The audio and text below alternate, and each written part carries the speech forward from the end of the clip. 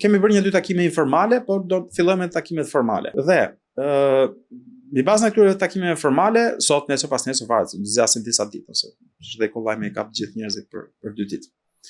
Dhe mbi bazën e këtyre takimeve formale do shikojmë se çfarë qëndrimi ka secila, janë apo janë gatshëm që të vinë në tryezë.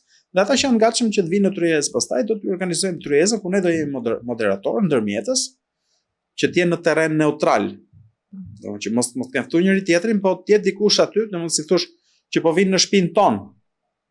Do i lejnë armët te dera, se unë edhe ti jemi me traditë kështu gege, i varin armët aty te hyrja e kullës.